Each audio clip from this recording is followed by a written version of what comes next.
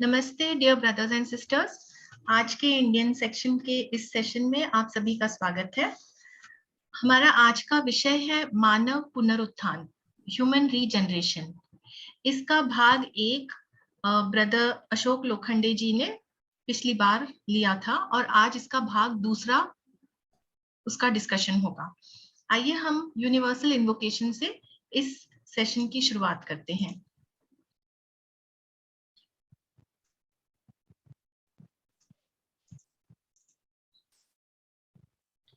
O hidden life, vibrant in every atom, O hidden light, shining in every creature, O hidden love, embracing all in oneness, may each who feels himself as one with thee know that he is also one with every other.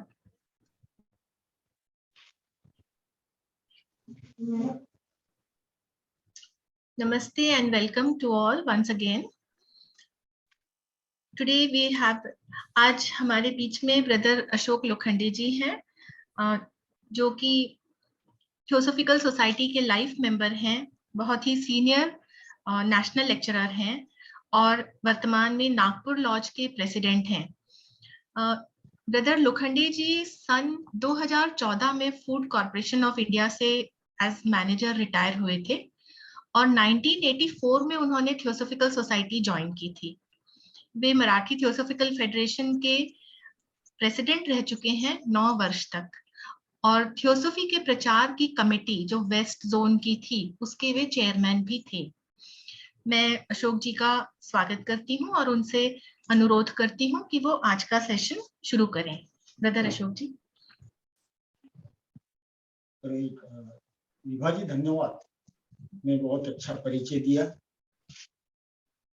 और आज की जो सभा है इसके पहले एक part अपन human regeneration का ले चुके हैं। मेरी आवाज आ रही है क्लियर? मेरी आवाज क्लियर आ रही है? जी सर, आ रही है। हाँ। तो आज के सभा में उपस्थित सभी भाई तथा बहनों का मैं मनपूर्वक स्वागत करता हूं। मानव पुनरुत्थान इस व्याख्यान श्रृंखला का प्रथम भाग हम 19 मार्च को इसी सभा में, सायंकाल की सभा में ले चुके हैं। आदरणीय राधा जी द्वारा ह्यूमन रिजेनरेशन के प्रथम भाग में हमने मानव समाज में मूलभूत परिवर्तन और थियोसॉफिकल सोसाइटी का कार्य इस पर विवेचन किया था। आज के अध्याय में जिसमें हमने यह पढ़ा था, पिछले अध्याय में, पिछली सभा में हमने यह पढ़ा था कि आज के युग में सभी मानव जाति वैश्विक स्तर पर एक दूसरे से जुड़ी हुई है।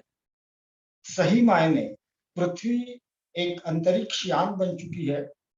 यदि यह यान नष्ट हो जाता है तो हम सभी नष्ट होंगे। यह सुरक्षित तथा सहयोग की भावना से सारे विश्व के मानव व्यवहार करे तो इसी में हम सबकी सुरक्षा है। किसी भी समस्या का पॉइंट दूसरा ये हमने डिस्कस किए थे कि किसी भी समस्या का अलग होकर समाधान नहीं हो सकता। यह बात एकदम स्पष्ट है, परंतु फिर भी ऐसा बहुसंख्यक मानव समूह है जो सही दृष्टि से इस पर विचार नहीं कर सकते। अतः राष्ट्रीय या आंशिक दृष्टि के आधार पर नहीं बल्कि वैश्विक दृष्टि से थियोसॉफिकल सोसाइटी के मार्गदर्शन करना है। आज हम इसी पुस्तक का अगला अध्याय परिवर्तन का स्वरूप, इसका अभ्यास करेंगे।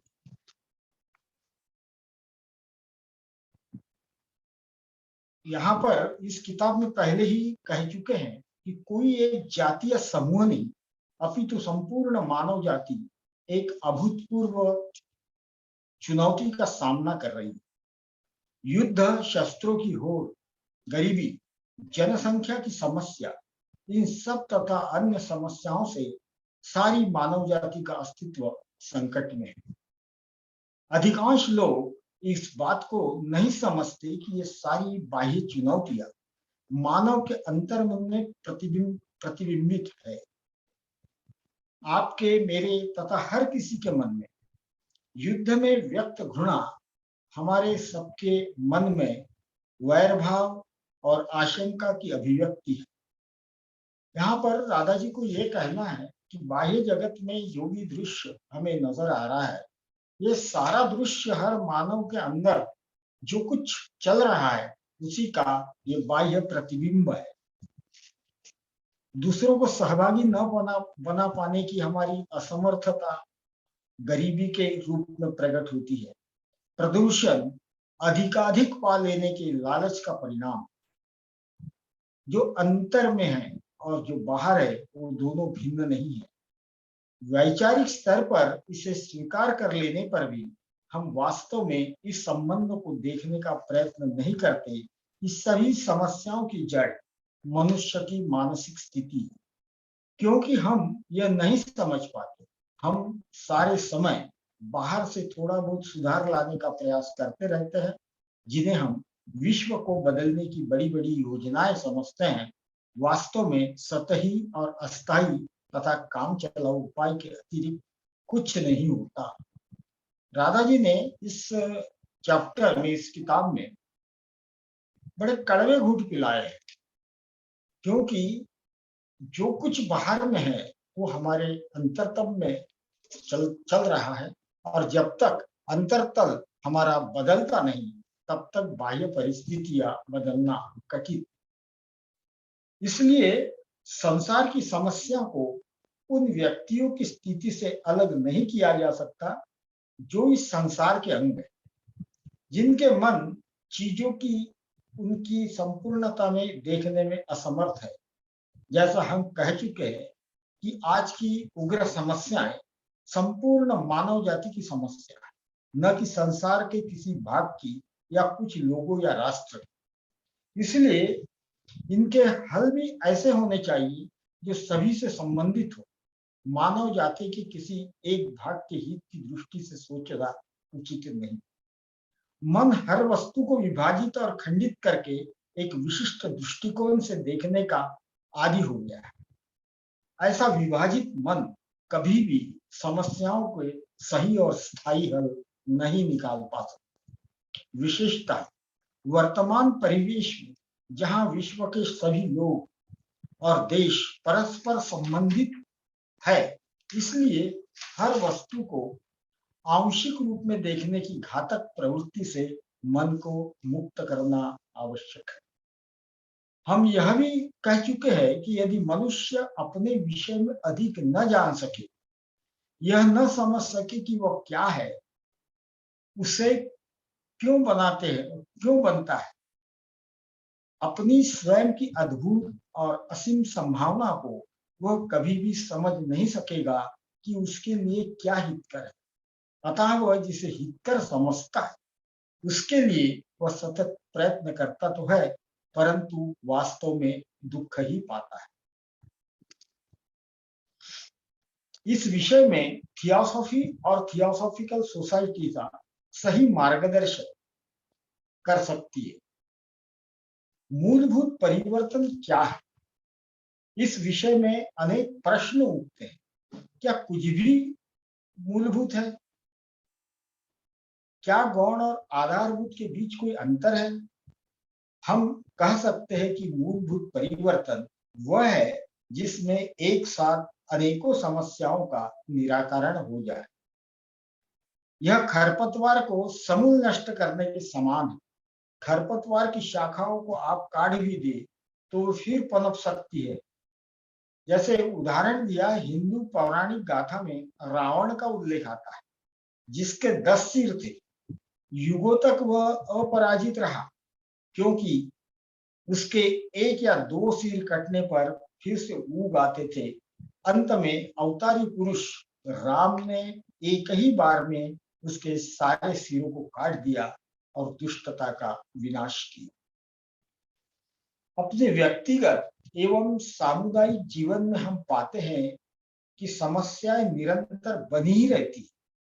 ऐसे अनेक देश है जहां सुव्यवस्था का अभाव है। लोग हर जगह कूड़ा करकट फेंक देते हैं।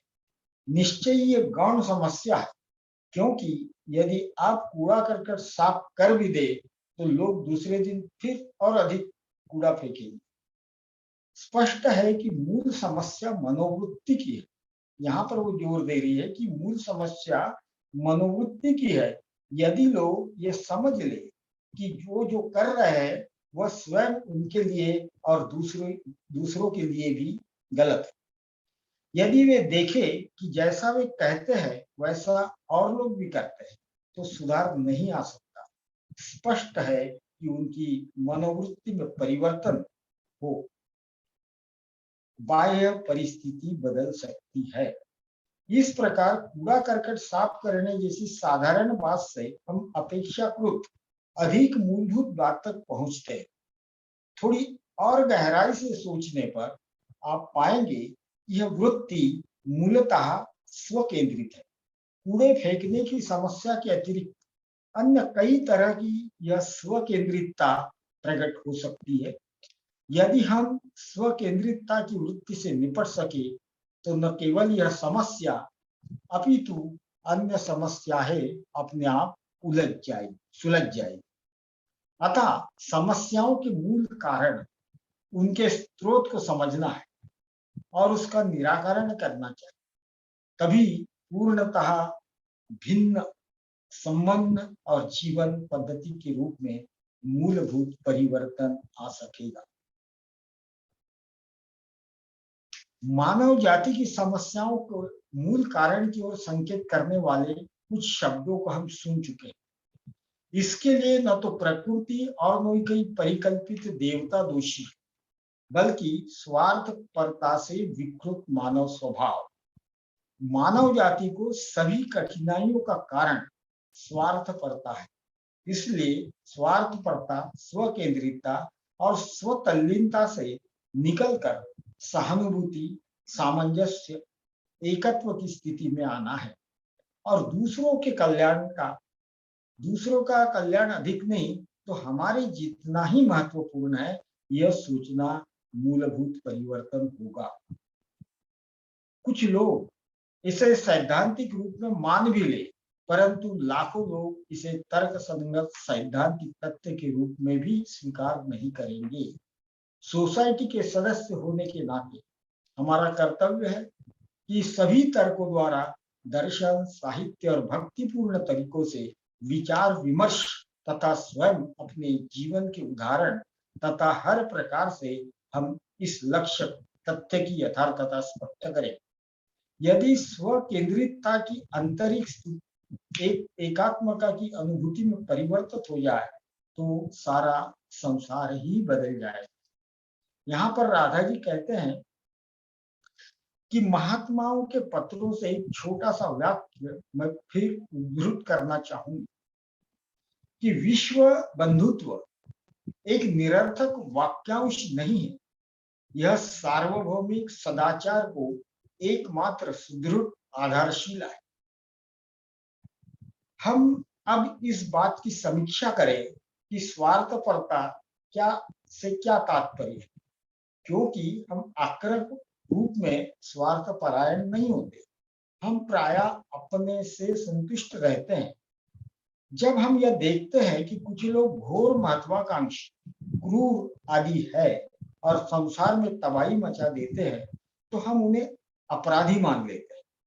सामान्यतः हम भले लोग हैं, इसलिए स्वार्थपरता को हम एक समस्या या अपने अंदर एक बुराई तक नहीं मानते, परंतु किसी अपराध भावना से ग्रस्त हुए बिना हम अपने अंतर में स्वार्थपरता को देखने का प्रयत्न करें।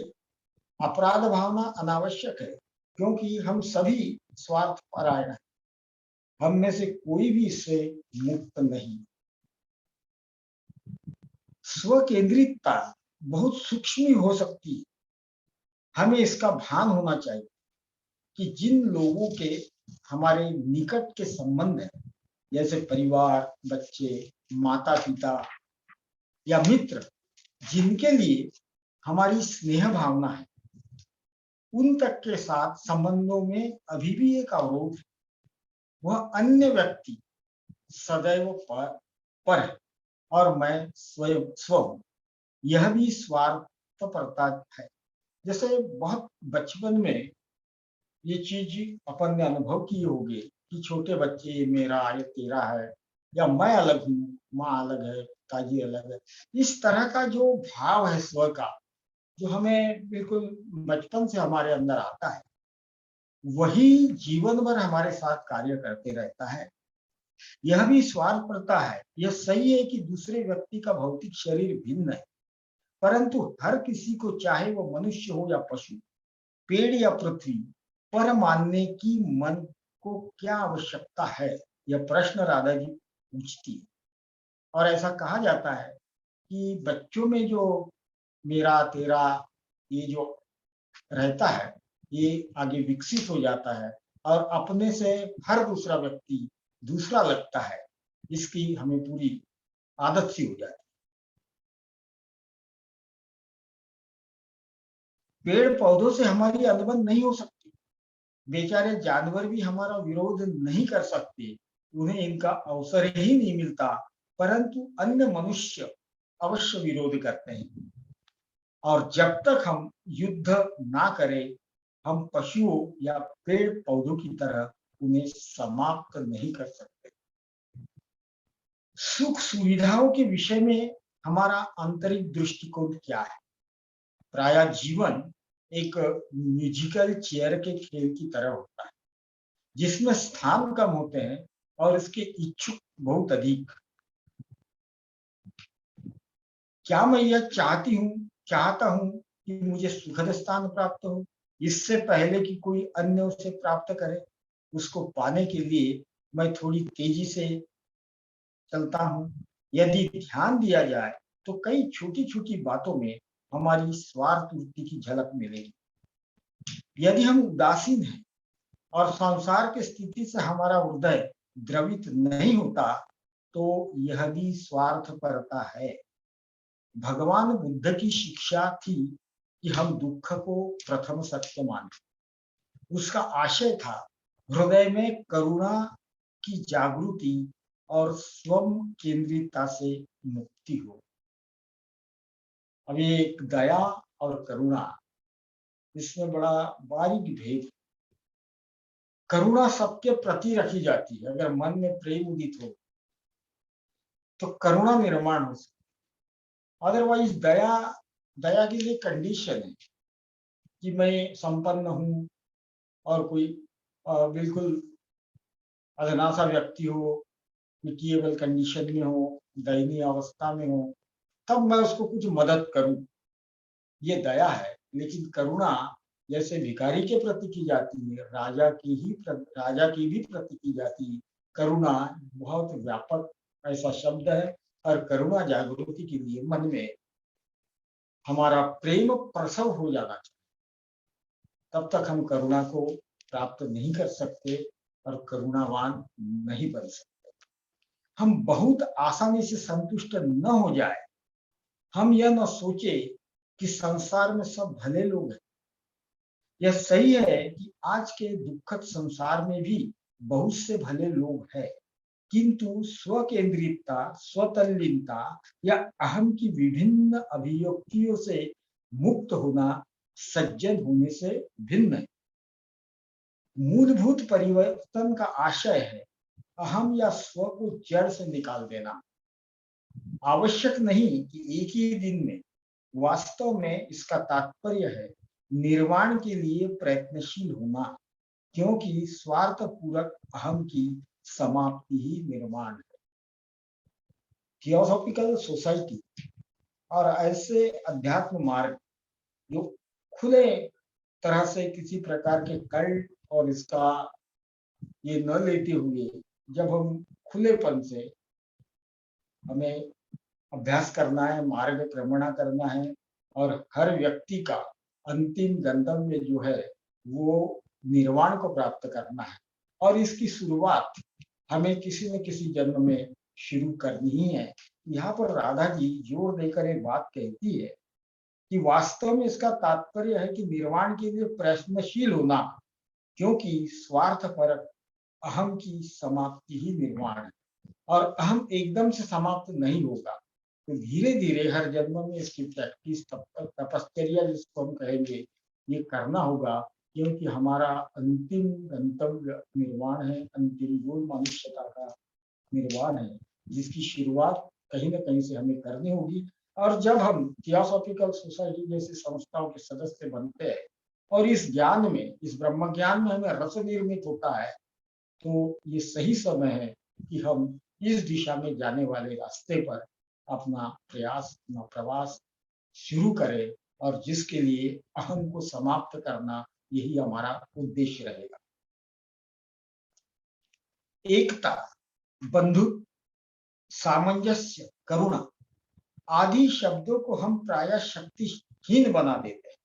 यदि हम ठीक प्रकार से समझे तो इन शब्दों का गूढ़ और क्रांतिकारी महत्व है। इसका तात्पर्य है प्रत्येक वस्तु के आंतरिक स्वरूप को देखना, यह देखना कि प्रकृति में जो कुछ भी है उसका एक विशेष उद्देश्य, महत्व और अभिप्राय है। वह नहीं जो हम सोचते हैं। हम में से अधिकांश अनजाने में सोचते हैं कि किसी का महत्व हमारे पूर्वाग्रह, इच्छाओं और विचारों के अनुसार होते हैं। हम उस व्यक्ति को महत्व देते हैं जो हमें शारीरिक, मानसिक या किसी प्रकार का सुख पहुंचाए। कुछ लोगों को हम नापसंद भी करते हैं या उनके विरुद्ध न भी हो, तो संभव है कि उनके प्रति आदर की गहरी भावना का, उनके अनुपम महत्व का हमें भान ही न हो। बंधुत्व का अर्थ सामान्यता जो हम सोचते हैं उससे भिन्न है। इसका अर्थ है सर्वत्र उस जीवन को देखना। वह जीवन अद्भुत, हमारी कल्पना से परे, सूक्ष्म, परम गहन और पवित्र है। ऐसा कोई स्थान नहीं जहां ये जीवन तत्व न हो। यह कुछ ऐसा है जिसके प्रति श्रद्धा हो, जिसे हम जाने, जिसके साथ सामंजस्य की अनुभूति हो, क्योंकि वास्तविक ज्ञान केवल सामंजस्य या समस्वरता से ही आता है। सारा संसार, सारी पृथ्वी, इस पर जो जीव जंतु, पेड़ पौधे और जो यहाँ पर है, ये सारे के सारे होने की जरूरत है, क्योंकि ये सारे है करके मैं हूं, और ये सब जगत मिलकर एक ऑर्केस्ट्रा है जिससे मधुर संगीत उत्पन्न हो सकता है। इसका बोध अगर मनुष्य को धीरे धीरे हो तो बंधुत्व की भावना का विकास हमारा धीरे धीरे बढ़ता है। अगर अपन ऐसे डिक्लेयर कर दो कि विश्व बंधुत्व, तो बहुत लोगों की समझ में नहीं आता कि कैसे बंधु, पड़ोसी मेरा दुश्मन है, फिर वो बंधु मेरा कैसे हो सकता है। लेकिन बहुत गहरे में जब हम पहुंच जाते हैं तो उस लेवल पर सारे हम एक ही परमात्मा के, एक ही वस्तु के अंश है। ये भावना हमारे अंदर दृढ़ होती जाती है, और बंधुत्व को हमें क्रिएट करना है। हमारी जो भावना है या हमारा मन है जो विच्छेद करता है, बंधु को बंधु से दूर करता है, ये मन पर अगर हम कंट्रोल पा ले तो धीरे धीरे बंधुत्व की साधना हमारे द्वारा होगी। और एक दिन ऐसा आएगा कि ये जो विश्व बंधुत्व एक केवल पूरे शब्द नहीं बल्कि एक अनुभूति इंसान महसूस कर सकता है। और थियोसॉफिकल स्टूडेंट और थियोसॉफी के अभ्यासकों से यही अपेक्षा है, क्योंकि थियोसॉफिकल सोसाइटी का वृद्ध वाक्य है विश्व बंधुत्व। अतः जिस आमूल परिवर्तन की हम बात कर रहे हैं वह स्व केंद्रितता का एकात्मता में परिवर्तन, स्वार्थपरता पूर्णता समाप्त होनी ही चाहिए, चाहे वो व्यक्त हो या अव्यक्त हो, चाहे वो उपेक्षा या आलस्य के रूप में ही क्यों न हो। एकत्व की अनुभूति ही आमूल परिवर्तन है। यदि स्वार्थपरता समाप्त हो जाती तो व्यक्ति कभी क्रोध और कटुता का अनुभव नहीं करेगा या आपसी मनमुटाव नहीं होगा। क्रोध आने का सबसे बड़ा कारण है कि हमारी इच्छा के अनुसार नहीं होना, और वहीं से क्रोध का जन्म होता है। क्रोध आता ही इसलिए है कि मेरे मन के अनुसार नहीं घटा। तो ये बात भी हमें समझना है, स्वार्थ कभी क्रोध और कटुता का अनुभव नहीं करेगा। यदि स्वार्थपरता समाप्त हो जाए तो व्यक्ति कभी क्रोध और कटुता का अनुभव नहीं करेगा या आपसी मनमुटाव नहीं होगा। हमारे जीवन में दूसरों के प्रति आदर भाव होगा, जिसे हम ठीक समझते हो उसे हम दूसरे पर लादने का प्रयत्न नहीं करेंगे। हम उनके विकास और विशिष्ट मार्ग का आदर करेंगे। जो कुछ हमें उचित ना लगे या अरुचिकर भी हो, उसके प्रति भी तीखी प्रतिक्रिया व्यक्त नहीं करेंगे। ये सब भी स्वार्थ केंद्रितता की विभिन्न अभिव्यक्तियां हैं। हमारे व्यवहार से अनैतिकता के सभी स्वरूप, जैसे लोभ, क्रोध, भ्रष्टाचार, धोखे, विभिन्न स्वरूप समाप्त हो जाएंगे, और तभी यह महत्वपूर्ण परिवर्तन हमारे अंतरतल में होगा।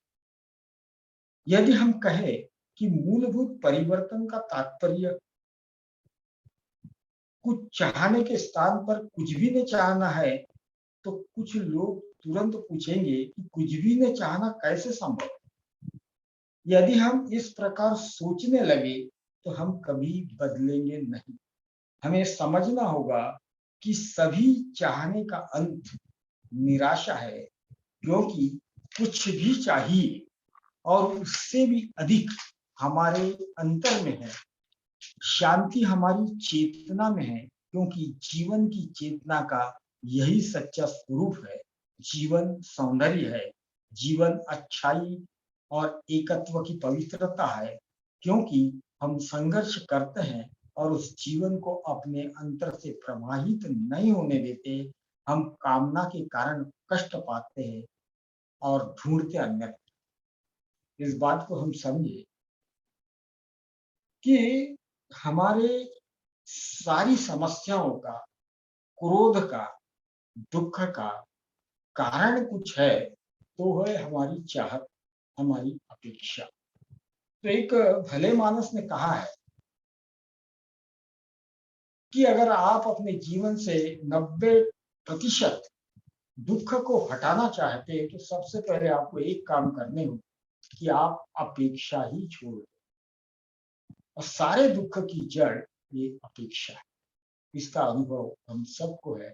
जब किसी से कोई अपेक्षा ही नहीं तो दुख क्यों होगा।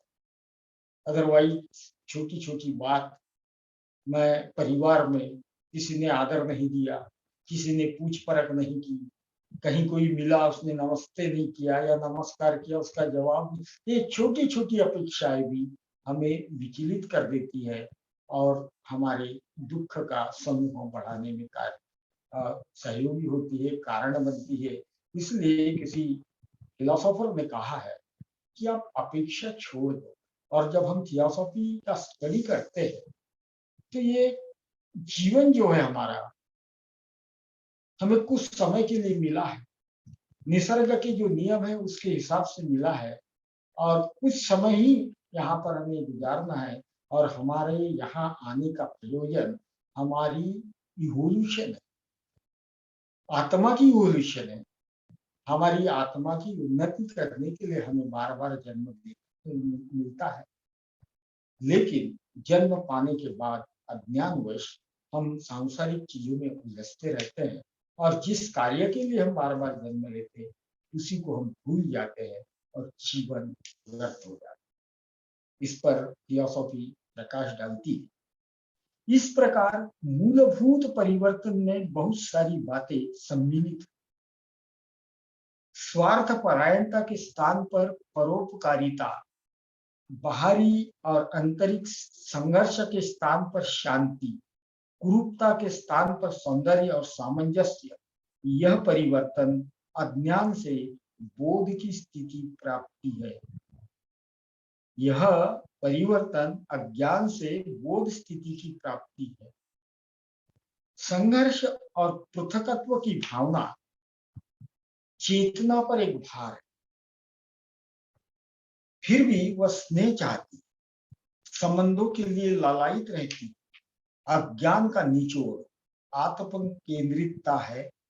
हम सोचते हैं कि जैसे सामान्यतः ज्ञान कहा जाता है, उसकी प्राप्ति से अज्ञान समाप्त हो जाएगा, परंतु ऐसा नहीं है।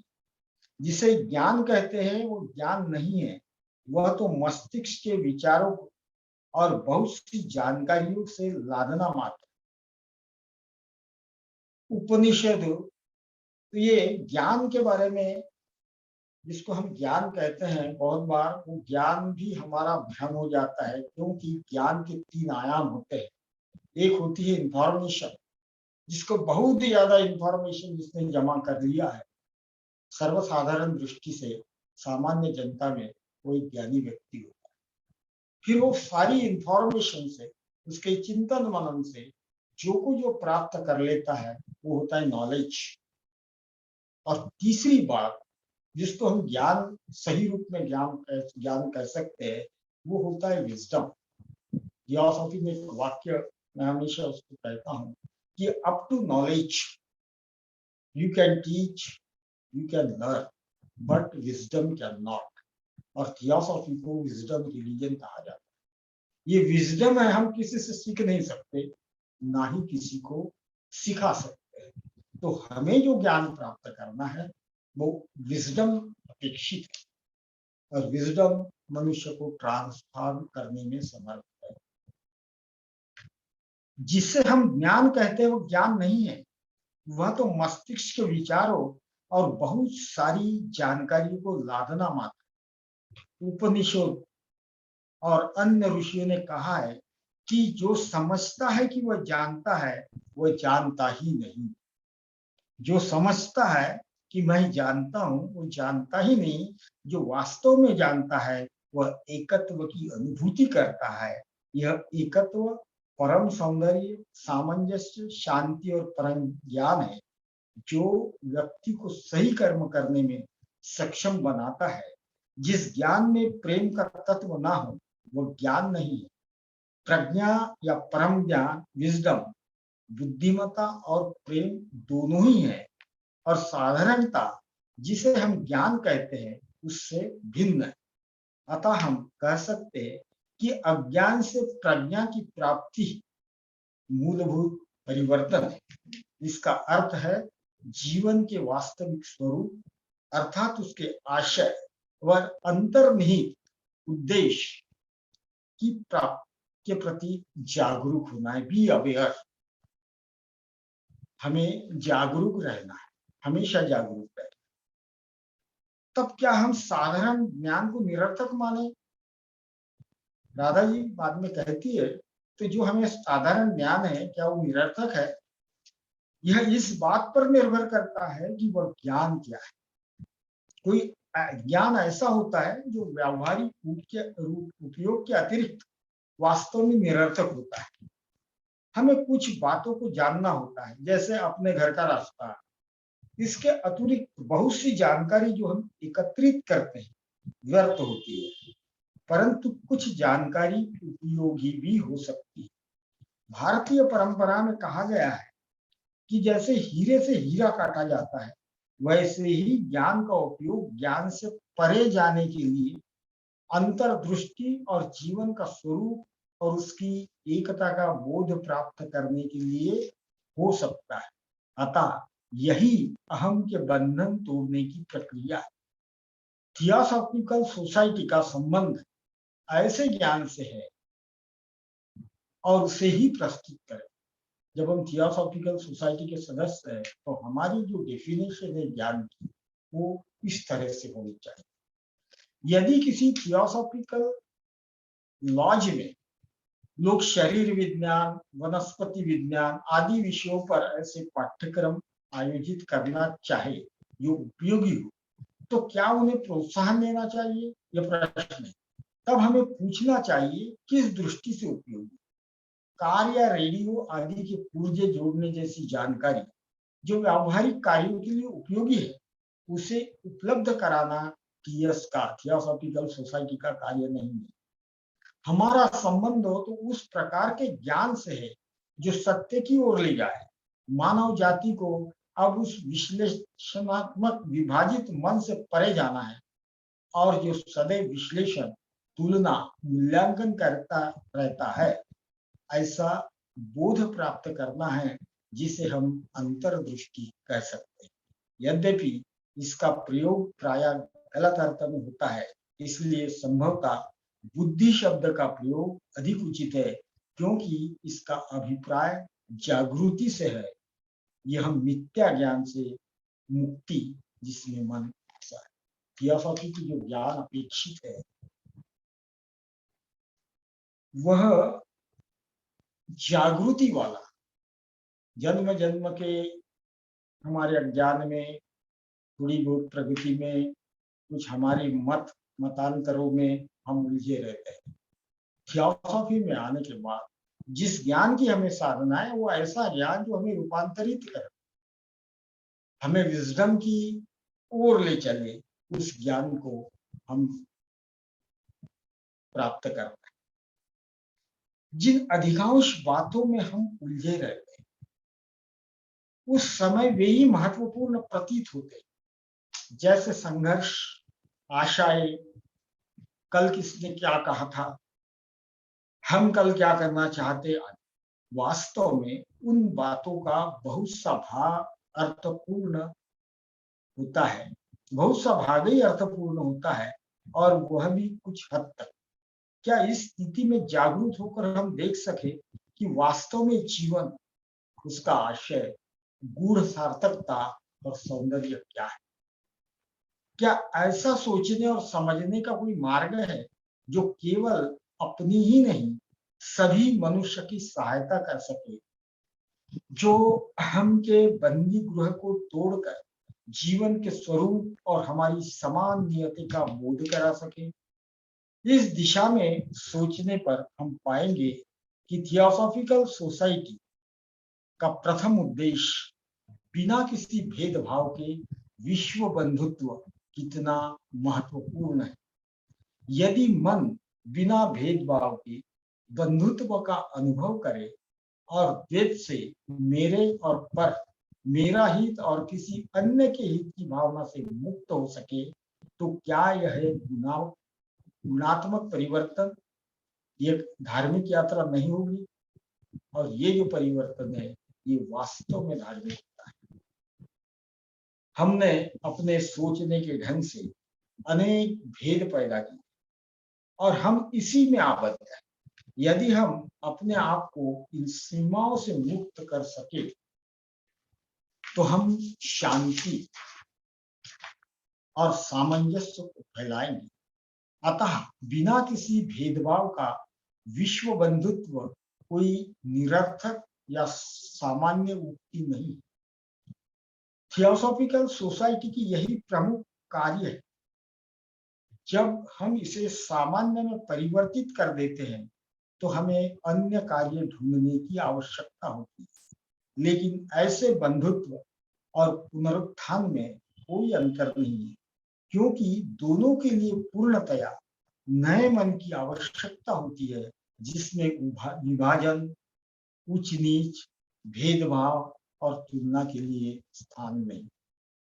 विश्व बंधुत्व का सजीव केंद्र बनाने का प्रयत्न करना और उसे वास्तव में बनाना कितना महत्वपूर्ण कार्य है।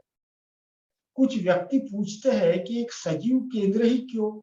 यह स्पष्ट है कि हम एक ऐसे छोटे से समूह से ही प्रारंभ कर सकते हैं जो विश्व बंधुत्व के महत्व को समझे और गंभीरता से प्रयत्न करे और बिना किसी भेदभाव के बंधुत्व को एक वास्तविकता बना दे। परंतु ऐसा केंद्र जीवंत होता है और इसके लिए विकासशील भी होता है। अभी यहाँ पर विश्व बंधुत्व का जीवंत केंद्र बनाना, ये थियोसॉफी का वाक्य है। बहुत बार इसमें थोड़ा गलतफहमी हो सकती है। जीवंत केंद्र, इसका मतलब कोई भौगोलिक स्थान नहीं, कोई बिल्डिंग या कोई ऐसी जगह नहीं है। तो हर व्यक्ति के हृदय में वो बंधुत्व निर्माण करना है, लिविंग। इसीलिए जीवंत केंद्र बनाना ये हमारा कार्य है। थियोसॉफिकल सोसाइटी का जो विश्व बंधुत्व है वो जीवंत विश्व बंधुत्व इसमें अंडरलाइन करनी होगी। विश्व बंधुत्व के महत्व को समझे और गंभीरता से प्रयत्न करे और बिना किसी भेदभाव के बंधुत्व को एक वास्तविकता बना दे, परंतु ऐसा केंद्र जीवंत होता है और इसके लिए इसलिए विकासशील भी होता है। अन्य व्यक्ति भी इस भातृ संघ में आएंगे क्योंकि वे देखेंगे कि यह कितना भव्य परिवर्तन है। इनके अतिरिक्त हम किस प्रकार प्रारंभ कर सकते हैं।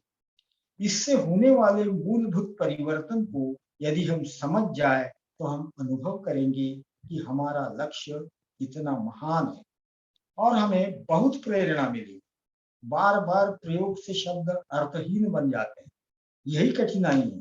बंधुत्व शब्द में निहित गूढ़ अर्थ पर हम ध्यान नहीं देते, यह समझने का प्रयत्न नहीं करते कि यदि बिना किसी भेदभाव के विश्व बंधुत्व वास्तविकता बन जाए तो मन में प्रसन्नता, प्रेम, शक्ति, ज्ञान आदि सभी कुछ होगा। अतः यह साधारण कार्य नहीं।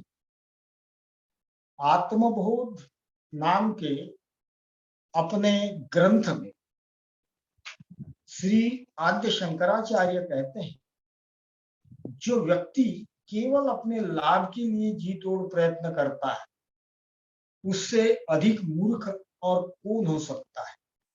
चाहे छोटे से दायरे में, छोटे रूप में या विस्तृत क्षेत्र में, उग्र रूप में, जो केवल अपने ही लाभ के लिए प्रयत्न करता है उससे मूर्ख कौन होगा। यह पूर्ण अज्ञान है जिसके कारण व्यक्ति केवल अपने लिए जीता है और कार्य करता है। इसके विपरीत, जैसा कि भगवान बुद्ध ने कहा है कि जिस तरह माँ अपना जीवन संकट में डालकर अपने इकलौते बालक की रक्षा करती है, उसी प्रकार सभी जीवों के प्रति हमारे हृदय में असीम करुणा होनी चाहिए। एक जगह मैंने पढ़ा था थियोसॉफिकल किसी किताब में या आर्टिकल में कि साधारण व्यक्ति और बुद्धत्व में क्या फर्क है। तो साधारण व्यक्ति में उसने एक माँ का उदाहरण दिया। एक जो माँ होती है, अपने बच्चे को जब वो बोलता नहीं तब उसको समझ जाती है कि उसको क्या चाहिए। उसको भूख लगी है, उसके पेट में दर्द हो रहा है, बिना बोले ही वो समझ जाती। दूसरी बात, उन्होंने कहा कि बच्चा बाजू में सोया है, लेकिन वो माँ जो है उसके थोड़ी दूर हो, लेकिन बच्चे ने अगर करवट भी बदली तो माँ की चेतना जागरूक हो जाती। इसके विपरीत उसके बाजू में बैंड बाजे बजे तो विचलित नहीं होगी गहरी नींद में, लेकिन बच्चा जब करवट भी बदल लेता है तो वो जागरूक हो जाती, चेतन हो जाती। तो ये जो लिंक है बच्चे और माँ के बीच में, ऐसी वो उसके प्रति, अपने बच्चे प्रति होगी। ऐसी ही संवेदना अगर किसी व्यक्ति में सारे चराचर के प्रति आ जाए, वही बुद्धत्व है। और बुद्धत्व जो है वो चराचर के प्रति ऐसी संवेदना जिस कभी जन्म में जिस एक व्यक्ति को प्राप्त हो जाएगी, वही बुद्धत्व है। ये मुझे बहुत अच्छा लगा कि एक माँ का उदाहरण जो बच्चे के साथ उसका बिन बोले सब समझती होगी, उसके प्रति वो बड़ी संवेदनशील होती है। उसी प्रकार जैसा एक आधा जीवात्मा सारे चराचर सूद ले, उसके लिए संवेदनशील हो, तब जो स्थिति होगी उसी को बुद्धत्व कहा। अतः हम इस भ्रम में न रहे कि विश्व बंधुत्व एक ऐसा सत्य है जो सबको ज्ञात है स्वार्थी या निस्वार्थी होने के विषय में हम जो कुछ भी जानते हैं वह केवल सतही है। इन सभी बातों का अभिप्राय समझने के लिए हमें अनेकों बार गहराई से विचार करना होगा। ऐसा करने पर संभवतः हम थियोसॉफिकल सोसाइटी का कार्य करने में सक्षम हो सके, जो मानव समाज में परिवर्तन लाए। अन्य अभ्यास और अन्य संस्थाएं जो भी कार्य कर रही है, इन सब से थियोसॉफिकल सोसाइटी को जो परिवर्तन अपेक्षित है, जो मानव के अंतरतम में जो परिवर्तन, ट्रांसफॉर्मेशन लाने का जो प्रयास है, थियोसॉफिकल सोसाइटी का ये कार्य है और वो कार्य चल रहा है। ये छोटा मोटा परिवर्तन नहीं, मनुष्य का पूर्ण रूपांतरण उसको अपेक्षित है। और इस दिशा में थियोसॉफी के मेंबर के नाते जितना भी जमे, जैसा भी जमे, अपने दायरे में हम सब ने प्रयास करना चाहिए। ऐसा राधा जी का संदेश है। आप सब ने अभी तक मुझे बड़े धैर्य से, शांति से सुने, इसके लिए मैं आपका आभार प्रकट करता हूँ। और यही मैं अपने भाषण को आज विराम देता हूँ। यहाँ पर अगर कोई कुछ ऐड करना है या कुछ विशेष जानकारी देना है तो सब आमंत्रित। विभा जी, मैं यहाँ पर रुकता हूँ। धन्यवाद जी, thank you so much Lokhande sir. आपने इतनी सरल भाषा में जीवन की कुछ इतनी गूढ़ बातें समझाई हैं, उसके लिए आपका बहुत बहुत धन्यवाद। और हमारे अन्य किसी भी पार्टिसिपेंट को कुछ पूछना हो या कुछ डिस्कस करना हो या अपनी तरफ से कुछ ऐड करना हो तो कृपया अनम्यूट करके कहें।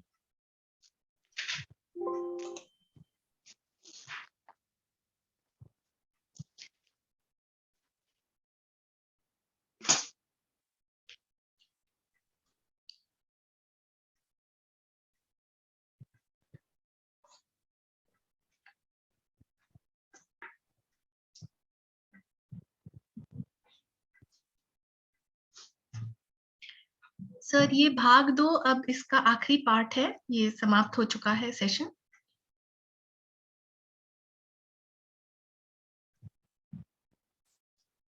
लोखंडे सर, इसके बाद इसका कोई अगला भाग तो नहीं है ना?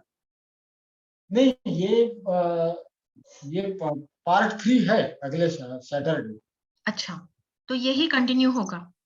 यही कंटिन्यू। जी, ये राधा जी का ये संदेश है। हाँ जी। और एक बहुत बड़ी चेतना द्वारा हमारे को थियोसॉफी के सदस्य को उन्होंने दिया हुआ संदेश है। और ये किताब मुझे लगता है सभी ने पढ़ना है, क्योंकि हम तो करते हैं लोग बड़े इससे कि हम थियोसॉफी का कार्य कर रहे हैं, लेकिन हम सही दिशा में कर रहे हैं कि नहीं कर रहे, इसका आत्म परीक्षण करने के लिए जो मार्गदर्शन राधा जी ने इस किताब में दिया है वो बहुत उपयुक्त है। और जो मेंबर्स है नए पुराने सभी के लिए बहुत पढ़ने लायक किताब। तो मुझे लगता है कि पार्ट 3 अगले सैटरडे को लेकर ये सीरीज समाप्त हो जाएगी। जी जरूर, ये बहुत ही आपने महत्वपूर्ण बात बताई। एक तो हमारा कुछ गोल होता है, जो भी गोल हमारा है थियोसॉफी को लेकर, लेकिन हम सही दिशा में जा रहे हैं कि नहीं, वो आत्म परीक्षण जो करना है, ये बात आपने बहुत ही सही बतलाई। धन्यवाद। राधा जी को यही अपेक्षा है। नहीं तो ऐसा लगता है मैं इतने साल से थियोसॉफिकल सोसाइटी का मेंबर हूँ, मैं थियोसॉफी के लिए बहुत कुछ कर, लेकिन नहीं, इन्होंने जो एक ये दिए है, कसौटी दी है, इस कसौटी में मैं कितना खरा उतरता हूँ, ये महत्वपूर्ण। जी बिल्कुल। तो ऐसी अपेक्षा है कि हमारे सारे पार्टिसिपेंट्स इसको अपने स्वयं को इस कसौटी पे जरूर परखेंगे। शिंदे जी होंगे तो उनको थोड़ा कुछ ऐड करने के लिए आप कह सकते हैं। जी बिल्कुल, शिंदे सर हमारे बीच में हैं। सर, आप कुछ इसमें बतलाएं अपने विचार।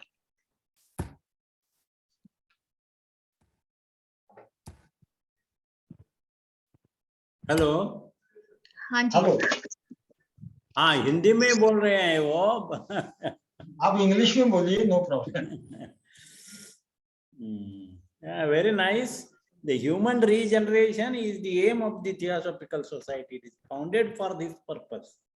And whatever Radhaji has written this book of human regeneration, it is not written by the Radhaji, but it is actually the book is previously written by N. Sriram, and she conducted a study camp in Narden.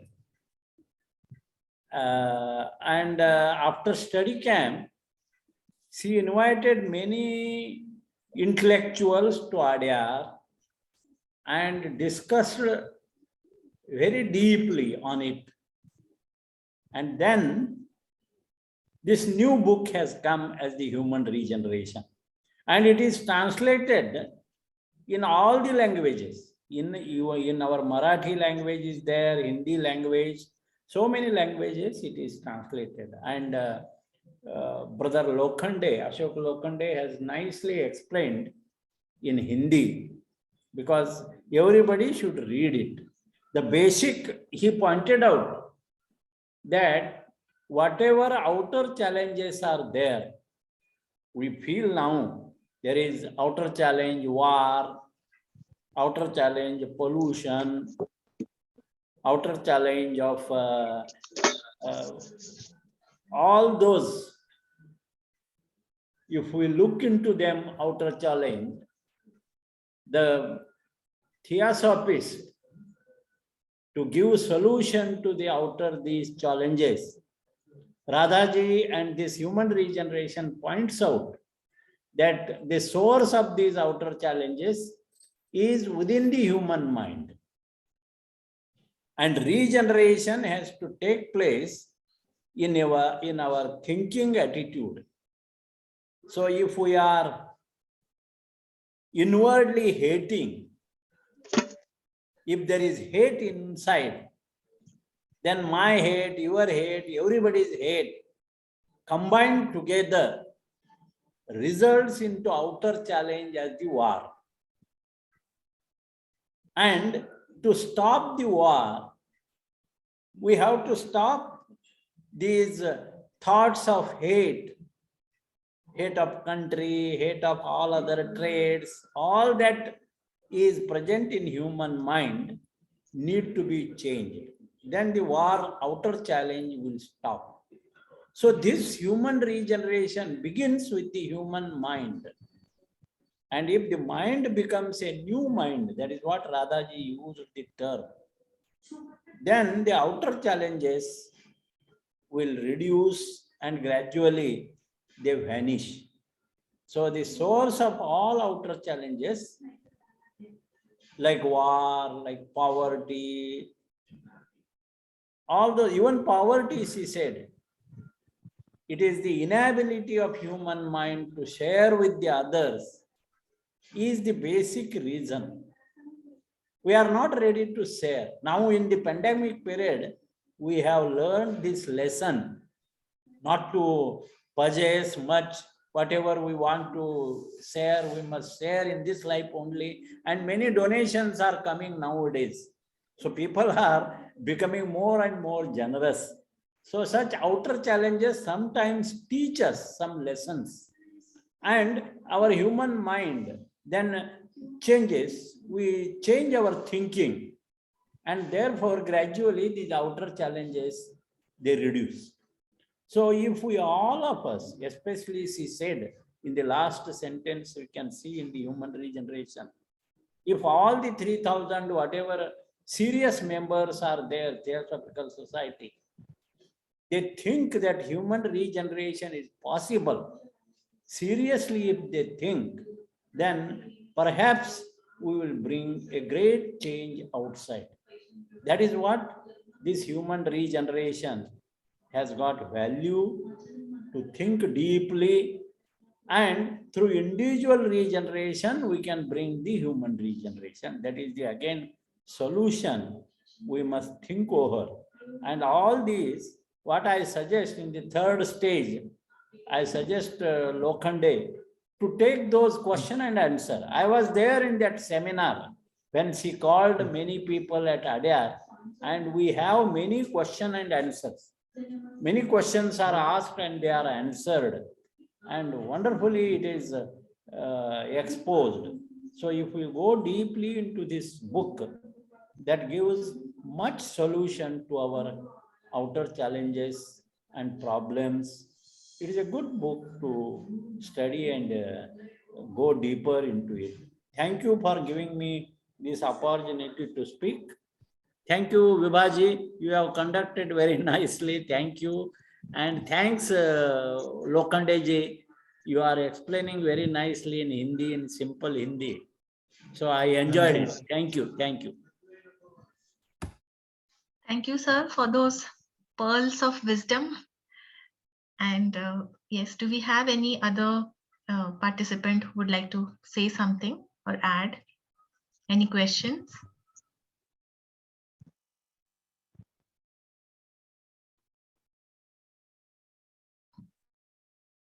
Sir, there are no questions coming forth. I would like to ask something which may not have a direct answer, but still I would like to put this point. Ashok sir, आपने बतलाया अहम का लोप करना है, अहम को समाप्त करना है, तो इस पे थोड़ा सा एक दो कुछ प्रकाश डालिए कि ये कैसे अचीव किया जाए। जी, अहम यानी मेरी ओरिजिनल चेतना है, और संत साहित्यों में ऐसा कहा गया है कि मन, जब तक हमें मन है, जब तक मन जिंदा रहेगा तब तक विभाजन और मूल्यांकन जारी रहेगा। जैसे जैसे हम आगे बढ़ते हैं थियोसॉफी के अभ्यास के बारे में, तो सर्वप्रथम हमें ये सोचना है कि हम यहाँ कैसे आए। कर्म सिद्धांत ये वो सब जब हम सब अभ्यास करते हैं तो एक विशेष उद्देश्य के लिए हम यहाँ आए हैं, और हमारा अंतिम गोल जो है वो आत्मोन्नति करना है। लेकिन अहम के अगल बगल में सारी चीजें जो स्वार्थ पड़ता है, दूसरे के हक मारने, ये सारी चीजें रहती है। सबसे पहले तो मनुष्य यही भूल जाता है कि उसका यहाँ आने का क्या प्रयोजन है। थियोसॉफी के स्टडी के बाद मनुष्य को ये पता चलता है कि मेरा जन्म कैसे हुआ, ये कर्म सिद्धांत, पुनर्जन्म का सिद्धांत, और बाद में उसको पता चलता है कि यहाँ पर मेरे आने का क्या प्रयोजन है। और जो कुछ मैं कर रहा हूँ अभी तक, अहम को वशीभूत होकर कर रहा था, मैं, मेरा मेरा सब कुछ। लेकिन यहाँ पर उसको ये ज्ञान से ये लगता है कि इसमें मेरा विकास नहीं। एक साधा उदाहरण देके मैं विश्व बंधुत्व की कल्पना को समझाना चाहूंगा कि जो भी हमारा परिचय है, वो परिचय का एक जैसे हम लेटर हेड बनाते हैं या कुछ विजिटिंग कार्ड बनाते हैं, तो वहां बड़ी बड़ी उपाधियां जो हमने अचीव किए इस जीवन में वो डालते चले जाते हैं। ऐसा कहते हैं कि आप एक एक चीज को अपने से माइनस करो, कल्पना के तौर पे एक एक माइनस कर दो। सबसे पहले अपनी धन संपदा, फिर पोस्ट, फिर हर चीज अपनी माइनस करते जाओ। उसके बाद में बचता है मेरा शरीर और मैं, जिसको मैं कहता हूं। तब ये सोचो कि ये मेरा नाम भी किसी दूसरे ने दिया है, और मेरा जो शरीर है वो शरीर भी माँ बाप द्वारा प्रदत्त किया हुआ बायोलॉजिकल फॉर्मेशन, उसको भी मैं जब हटा देता हूँ तो जो मैं बचता हूँ उसका हम क्या परिचय देंगे। और वही बंधुत्व है। जहाँ विश्व बंधुत्व की कल्पना की है कि वो जो तत्व है जिसका कोई परिचय आप भौतिक लेवल में नहीं दे सकते, वो आप में है, मेरे में, सारी चराचर में, तब मैं बंधुत्व को थोड़ा थोड़ा समझने लगता हूँ। विश्व बंधुत्व की कल्पना को ये करना, और जब हम बेसिक ज्ञान अगर हमें प्राप्त हो जाए जीवन में, तो अहम का विसर्जन होना शुरू हो जाता है। इतना ही नहीं, आप थियोसॉफिकल सोसाइटी के जो सदस्य है, आने के पहले कई साल वो थियोसॉफी में कार्य करते रहे, उसके बाद एक परिवर्तन उनके जीवन में आ ही जाता है। और ये अहम धीरे धीरे समाप्त होने लगता है। बाकी लोगों से थियोसॉफिकल सोसाइटी का सदस्य एक अलग एटीट्यूड और अलग व्यवहार में रहता है। तो ये सारी चीजें, अहम का मतलब कि अहंकार का विसर्जन धीरे धीरे हो, एकदम से संभव नहीं है कि कोई भी गुरु हाथ सर पर रखे और हम बुद्ध को आप इससे अच्छा आप अगर उसको एक्सप्लेनेशन कर सकते हैं जी तो आप आमंत्रित हैं, आप बोलिए। नहीं sir, thank you so much, because मुझे लगता है कि ये कार्य बहुत इम्पोर्टेंट है और बहुत कठिन भी होता है, क्योंकि वो मैं जो है वो कहीं जाता नहीं है, वो किसी न किसी रूप में आ ही जाता है।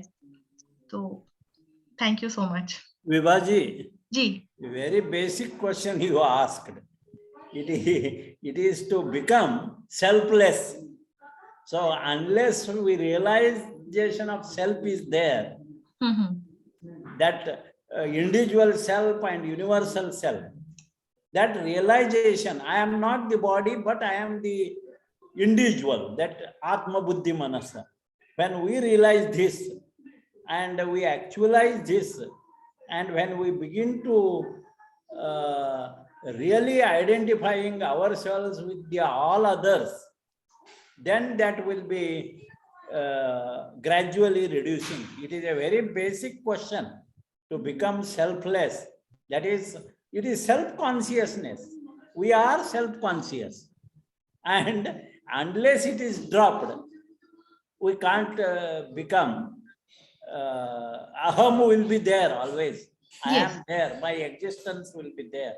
So there is it is not a joke, but it gives a wonderful meaning that there are eye drops for the eye problem.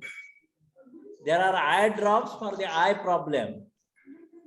Then if you drop eye, all problems will solve. It is a joke.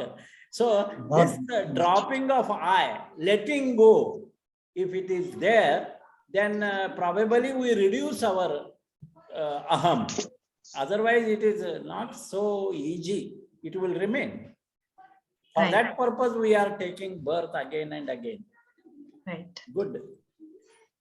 Thank you, sir.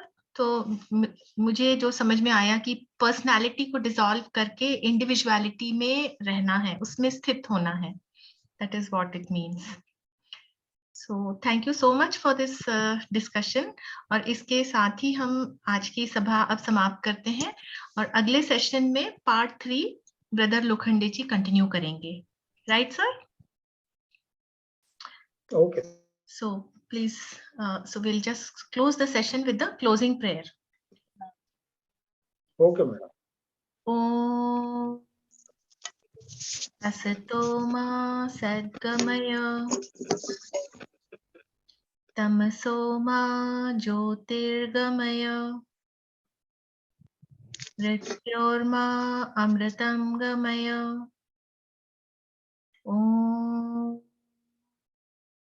Sarvesham Swastirabhavatu Sarvesham Shantirabhavatu Sarvesham Purnam Bhavatu Sarvesham Mangalam Bhavatu Lokaha Samasta Sukhino Bhavantu Sarve Bhavantu Sukhinaha Sarve Santu Niramaya Sarve Bhadrani Pashyantu Ma Kaschit Dukhabhag Bhave. Om Shanti Shanti Shanti. Thank you all for joining. Namaste. Vibha ji, आपने बहुत अच्छी तरह से ये